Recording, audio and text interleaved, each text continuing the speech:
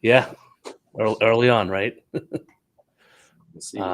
Back at it. It's amazing that transition, the end of December right into January. That little lull, that dip.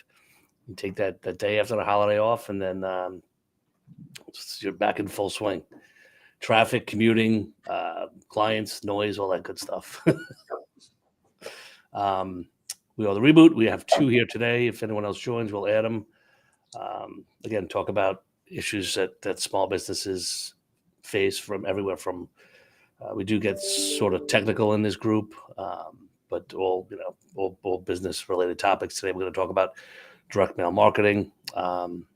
Before we do that, I'm Brian Bradshaw with B&L PC Solutions, based out of Long Island, New York. I'm joined by my friend David. And David Luft with LDD Consulting out of Albuquerque, New Mexico. Cool. All right, so direct mail. I think there's been a kind of a changeover. I think. I mean, which is mail in your mailbox, and people. A lot of it is junk mail, and then a lot of people have transitioned to the online platform, automation, CRM systems, and getting all that stuff done, kind of with less work and supposedly easier results. And I don't know that that's the case anymore, because you look at your own inbox, we're all inundated. So that has transitioned from the physical piece of mail to the digital, which is just as bad. I find myself managing, what I try to do is take some time once a week, do my unsubscribes and go through the mailbox and try to create rules and limit what I can see, what I need to see. Right. And so in our businesses, and as in any business, you do need to market. You need to find your target audience and try to capture them in as many ways as you can. You want to put out those what are called touches, put those touches out, and direct mail for us is a key part of our marketing platform. And I know, David, you guys use that as well, right? Mm-hmm. Yes. Yeah. So we even in constant contact with your existing clients. We send out newsletters, physical 4-color print 4-page newsletters every month to existing clients and prospects. We send out postcards every month to prospects. We send out marketing campaigns, and so we're doing a lot of direct mail. And again, it's not cheap. I mean, you're not saving anything by doing it, but you still need to be in that game. And I know a lot of people don't believe in that and think that it's kind of gimmicky, and we'll call it whatever you want. But I will tell you firsthand, 80% of the prospects that I've sat down with in 2022 have had a piece of my mail with them when I talk to them. So it's a matter of hitting at the right time, the right spot. If you're marketing to the CPA field, you know what we've learned, and I kind of had my own trial and error with certain things, but I knew that CPAs I know they're busy times of year. We do a lot of work for the accounting firms, and when we were trying to market to them, we got a lot of kickback saying, "This is our busy season, leave us alone." But my goal with that was to capture those people, maybe the ones that were busy and weren't getting the IT support from their vendor that they needed because they were busy. Maybe they're having trouble with something. So that was my spin on it, was to try to capture them during a time of urgency or need. Didn't work out. And you know what? We noted it, we learned from it, and now we just we pivot our marketing times for them to a different month. And I think every vertical has their to some extent some busy times and times to where they don't want to be bothered.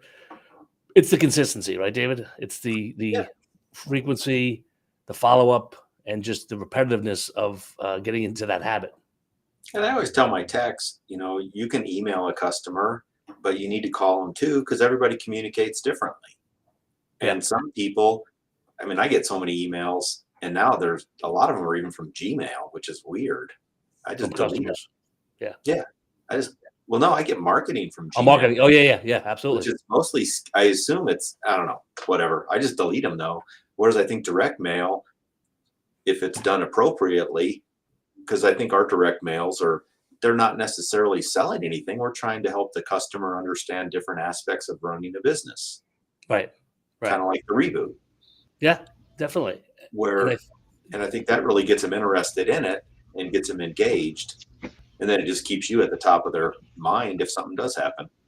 it does, and we run that.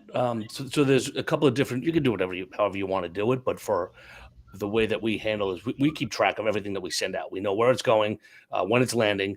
So the timing is key too, Mhm. on the direct mail pieces. So postcards, newsletters go out. We know when they land. If we're doing a marketing campaign, we know when these pieces of mail are going out, how many we're sending out. If we're doing 50 a week, 75 a week, whatever your number is. It goes out on a Friday, it lands on a Monday. Then you do your calls on Tuesday to make sure that they got it and follow up. And they're sort of gimmicky with the campaigns that we run, but it's also they're engaging. There's something there it's topical. I mean, we talked about this before with the auto industry and the compliance rules that they need to follow. You know what? That's a need. There's a need for that there. So why not market it? Mhm. So find your and there has to be a reason for them to want to call. That call to action has to be clear. I've gone through some of even the postcards we send out. I strip out a lot of the stuff because I know that 90% of the people are not even reading. If there's paragraphs on a postcard, I'm not getting their attention. Mhm. Short, sweet, have a call to action, a marketing message, and see where that gets you. Hello, David Groot. How are you? Doing great. How about you guys? Good, good. Good. Sorry I'm late. No worries. Never late. Never Actually, late. I was just meeting with my marketing people and we were looking over a great postcard that one of my friends had given for the safeguards rule Mhm.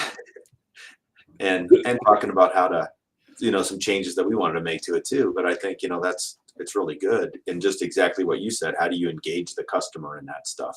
Yeah. That's and we do so along with our kind of I'll call it automated because we predefine our uh, marketing postcards for the year, but then there's subsequent ones that we do on our own. If we want to push our security stack, if we have a postcard for if there's a prospect that we talk to that already has an IT company, and they're and they could have called us. They could have gone, through SEO and found us and called us looking to make the move. And then we will send them, immediately a postcard with how easy it is to move to us with the 5 steps outlined on the back, like zero stress. It's got a cartoon on the front. It's relatable. You want to just make it something that's just fun, engaging, and people have told me that they love our marketing. That whoever does your marketing, like the concept behind it and the messaging is great. So it's good to get that kind of feedback as well. Absolutely. David Groot, you guys are doing you're doing your postcards as well, right? And your Absolutely. campaigns. Yep. We do Yeah. direct mail campaigns And- and postcards and the whole 9 yards. Yeah. And I So mean, as it's very earlier effective. It is, right? I mean, there's so I think we were talking earlier that the digital, that transition that was made years ago to let's do it all online, blast out messages to 1,000 contacts in email, and everyone's inbox now has become the place of clutter for this unwanted, I unsolicited was actually junk speaking mail. to somebody in another meeting this morning, and we were talking about sort of similar stuff where email used to, as you say, Brian, used to be the go-to, right? And now it's kind of dead. And the comment this person was making that made me think of this is that they were saying TikTok new email campaign, and I'm like, okay. And my mind went through how long will it be before that's obsolete, right? Like, Right. like because that's what you're doing on some level. But Yeah. So email was great. It's still certainly, but I think as far as marketing, people have become completely new it. Yeah, that's true. I mean, I think we keep metrics on what we send out. So, you take that data and you analyze it and you see, you may have a month where you get, and we're pretty successful with our direct mail numbers that are borderline on staggering with the type of results we're getting with the send us more info, follow up with us, that type of stuff, which is hard to get. when you're sending someone a mailer, then you're calling them up and having a follow-up conversation, and you may not get the decision maker on the phone, but to speak to someone to say, well, yeah, send him this info or send me this info, and I'll pass it along to him. To get that type of engagement is all you're looking for, And believe me, I'm the guy that I get solicited all the time, as I'm sure you guys do, could be from vendors, from whatever, and 9 times out of 10, I tell whoever answers the phone for me, take a message. You know what? But every once in a while, I actually, because it's something that I have a need for. Absolutely. And it's been on my mind, Yep. but I haven't actually done anything about it yet. And then, hey, here's an Mhm. opportunity, right? So like, that's what we're talking about. That's it. Yeah. Yeah, and that's the consistency part of sending them out monthly. You're always on their radar. Mm-hmm. Right. For sure. And Exactly. the way that, and there's a lot of different systems out there, guys. There's, Salesforce, Infusionsoft. I mean, we use Infusionsoft, but there's a ton of different systems you can use. You do need, and I don't think anybody in any business would disagree that you need some sort of a CRM to help manage this process. And what the CRM does for us is not only does it keep track of our thousands of qualified prospects that we have, it also manages the flow of automation from that direct mail piece that's sent out. You enter that into the system, it automatically kicks out an email to our named point of contact, so that they, so there's some synergy there.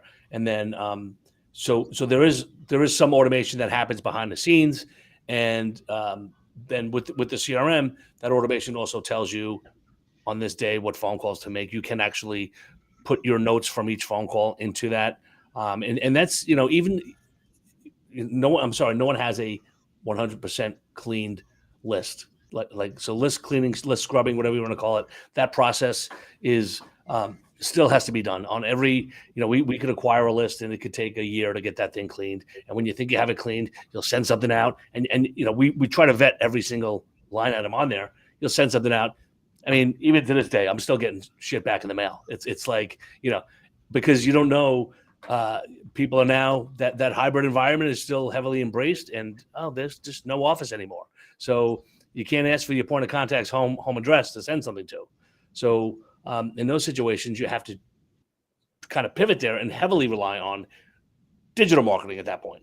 You can't, so there's, you have to find that trade-off. But like I said, for the most part, I mean, if we get return mail, it's probably maybe 3% is kickback because of, I don't want to call it bad cleaning, because cleaning the list is validating the address, the contact, the phone number, website, and all the basic legitimacy of the prospect. But and then it can change in a week.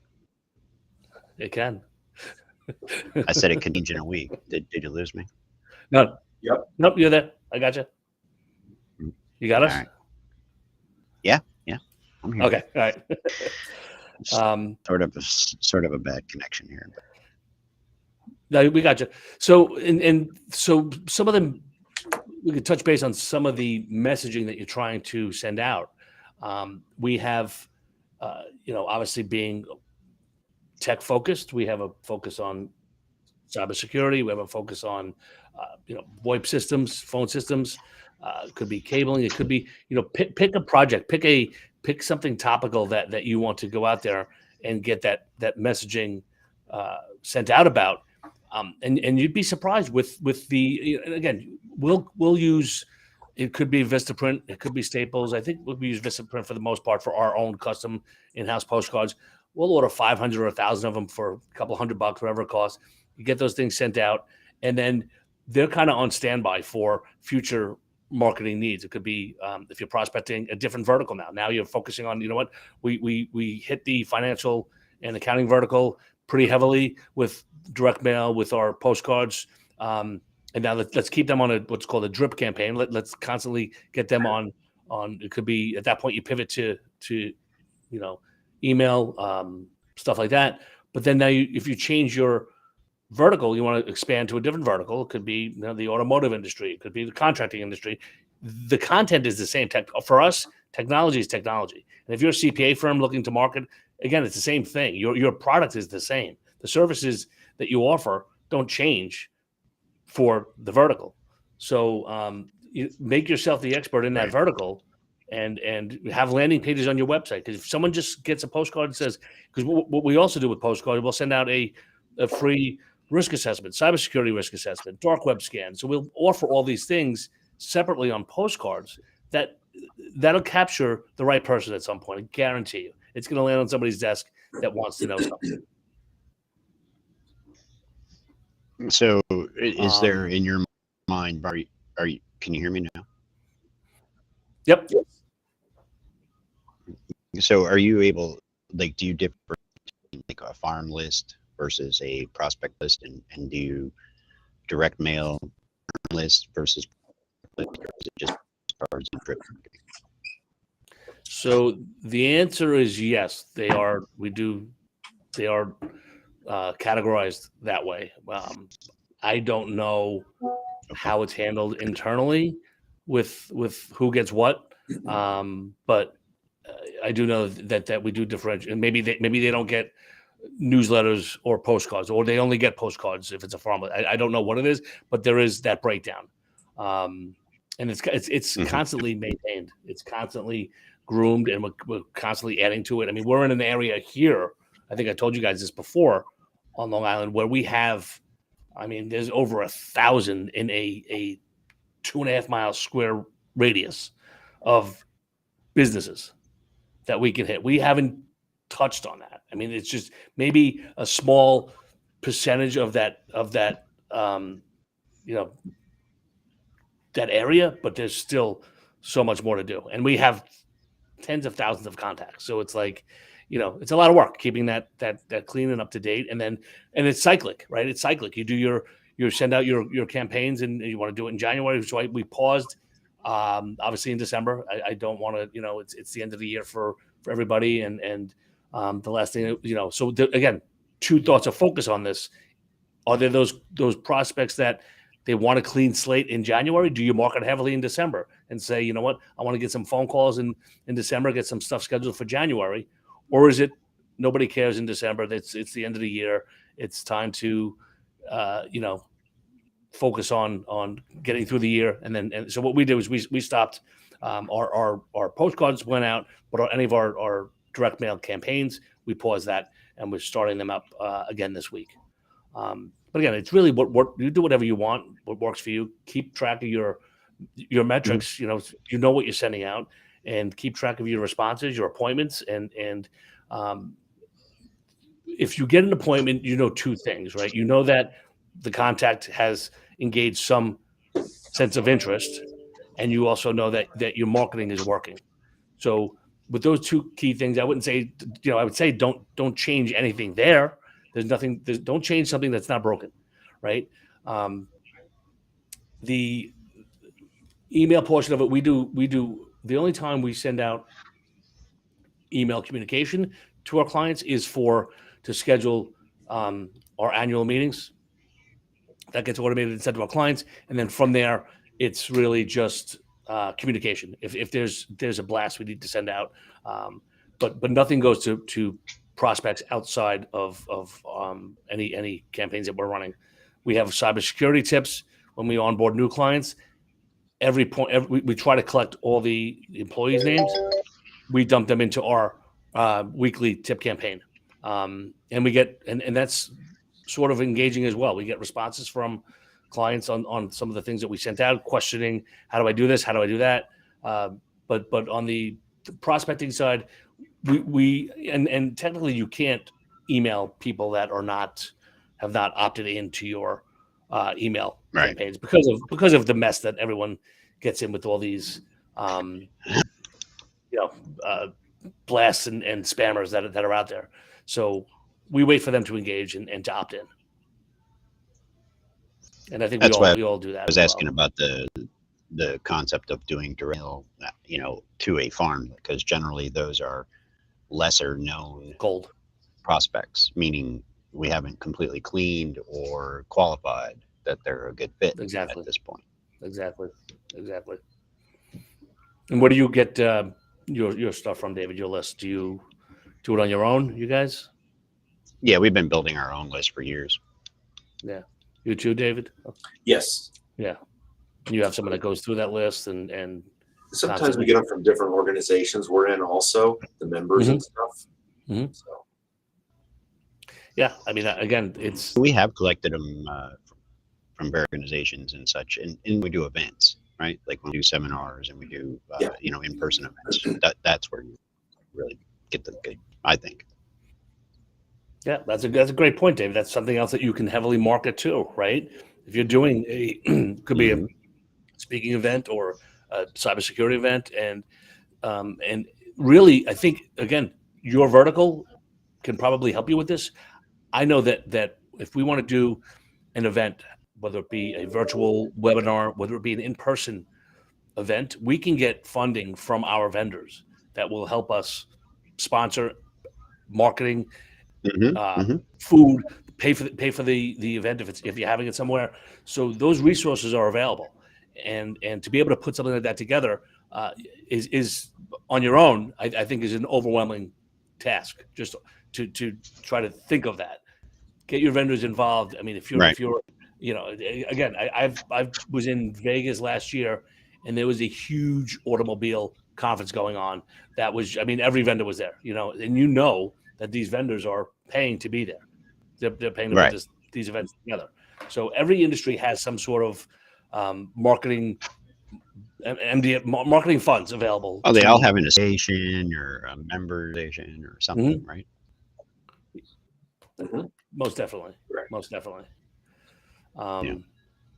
So yeah, again, that's a good point, Dave. To if you're having any type of speaking event, and so aside from just marketing your company and trying to get new business, an event like that where you can just say we're doing this, have some guest speakers like you guys just had that Virginia Tech Day, right?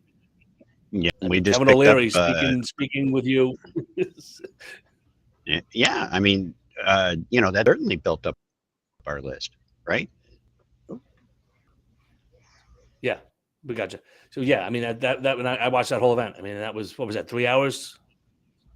Pretty close. Yeah, it was 1 to 4:30 or 4:45, something like that. Yep.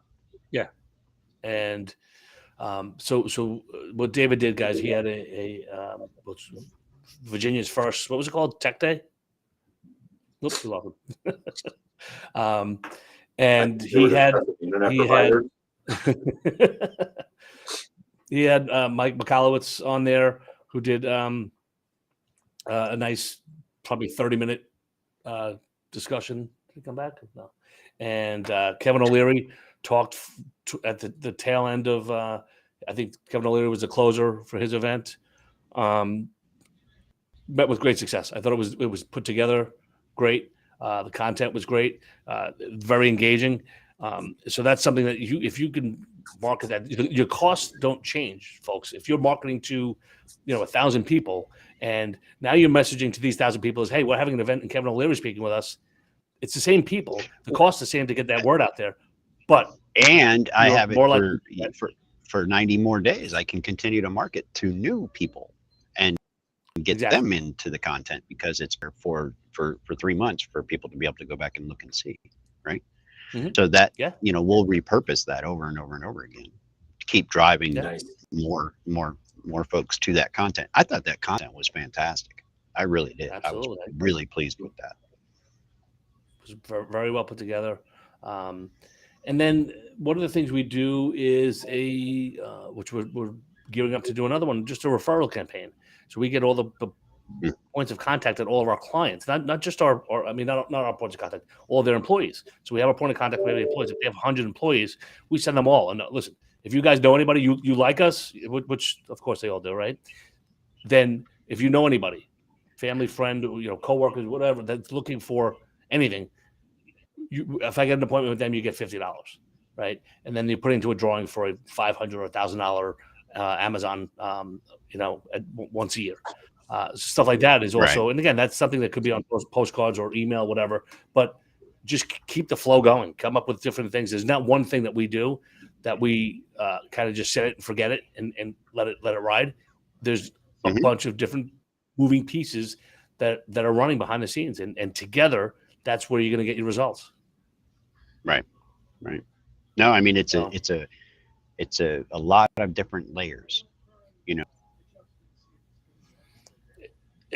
You have to. There's no. Oh, I sent out 100 postcards. I didn't hear anything. This sucks. No, that's not. And it probably will. That's the.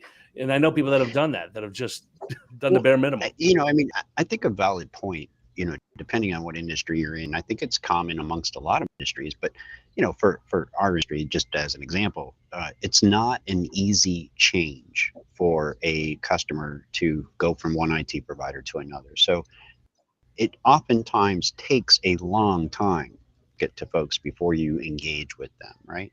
Unless you happen to catch them right at just a catalyst of a problem or something else. But so it's safe to assume that that's the case with other industries too, right? Like if I'm I don't know, if I'm a dog, I want people to bring their dogs. They might be happy with their dog groomer now. So it's just so yeah. I don't know what I'm trying to say there, except for that it's. That's a fair point. That makes that absolutely. I mean, it's not, and I think we know this. That's part of our struggle is trying to get in the door to plead your case, just to tell this is what you're not getting or what we can offer you, and kind of give you something that you're not getting now. Don't even talk about money. Talk about services, quality of service. No value, right? But that's the purpose of that drip marketing and that ongoing stuff, right? Like, so okay, you're not engaging them. You sent out 100 postcards, you didn't get a response. That's okay. You might have to do that 100 times, and then you start to get responses. I don't know. It's just a time thing. It doesn't all happen at once. It is, and like you said, David, it's not like swapping insurance companies. Give me a quote. Yeah. Okay, here, takes it, done. Exactly. No, there's a lot of layers in what we do, and I get why it's hard for people to go ahead and first off even have that conversation. Like, right. They're just afraid to have that conversation. Yeah. I mean, that's kind of like we were thinking about, we need a new office space, and for me to just think about moving, like, my goodness, like that is such an undertaking for me to even want to go look for another place. My landlord's safe. Like, he doesn't have to worry about it. I'm not going anywhere, Right. because I don't want to do it. Yeah. We just did that in 2020, by the way, and I would not recommend Yeah, I know. Perfect timing. We're helping a by the school way- move, and it's a lot of work. Yep. I don't want to get sidetracked, guys, but I deja vu'd 2 days ago when I was watching the news, and I heard that China is resurging with new variants and that the vaccines are no longer effective. And it happens to be the same time of year that we heard that last time. And I'm just thinking, by March or April, are we going to be under lockdown again, or what? Like, where are we at with that? Ugh. That's an interesting point, and nothing. Listen, after what we've all gone through, nothing would. I'm completely ready for it. Doesn't matter to me. And to your point, David, we have postcards ready to go that we do send out, working remotely, working from home. Make sure you set up. Make sure you're secure. We have postcards with that messaging and branding, and they're ready to go. So, But I think all the people that stayed in business through it are okay with it. It's just what it is. Yeah. No, I think you're right. I think we found a lot of different creative ways to work around it for the most part. Aside from, the folks who lost people and that kind of thing. And sure, there were businesses that suffered. I'm not trying to make minimization of that, but I think it could have been much worse, right? The ingenuity and just the ability to adapt and move really helped. Yeah, absolutely. Couldn't agree more. All right, guys. Well, our time is up here. Yes, sir. Thank you both. And Yeah, thank you. Y'all have a great day. next Wednesday, 1:30, we will have we're going to do Microsoft Flow and automation. I have that one ready to go. Okay, great. I like that one. I'm ready for I know, that. I got all kinds of fun stuff. All right, guys. I got to Have a show good you. day. We got to We'll get see you. together offline one time, guys. I got lots of new toys to show you. But anyway, we'll have to do a Saturday thing. that's what we need. Yep, definitely. All right, guys. All right, guys. Have See fun. you later. Yep.